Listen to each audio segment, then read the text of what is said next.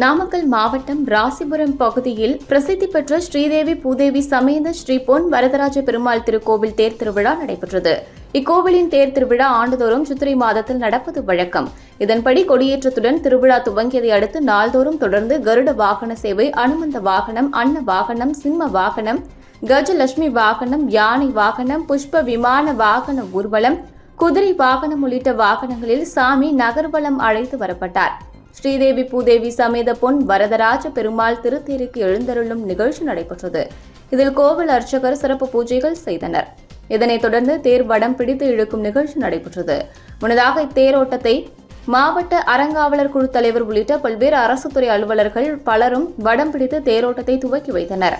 தேரோட்டத்தில் பூங்கரகம் எடுத்தும், காளையாட்டம், மயிலாட்டம் போன்றவை முன் செல்ல வான வேடிக்கையுடன் திரளான பக்தர்கள் பங்கேற்று பக்தி பரவசத்துடன் கோவிந்தா கோவிந்தா கோஷத்துடன் வடம் பிடித்து தேரை இழுத்தனர்.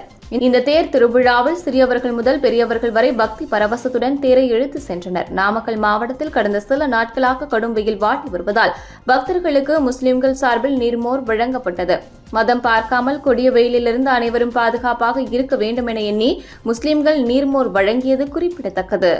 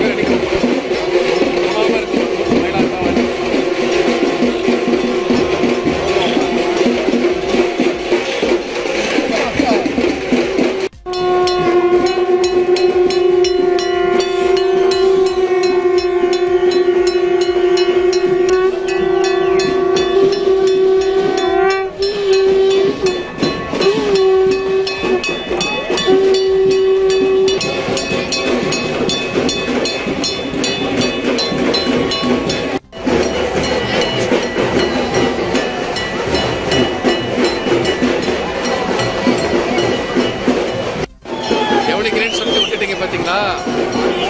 நீங்களா டீஷர்ட் போட்டு வருமானம் டீஷர்ட் ஆகிட்டு அதனாலயா உங்களுக்கு அதே தான். ஏன்னா நாங்கள் ஏசியில் படுத்துக்கிற மாதிரி.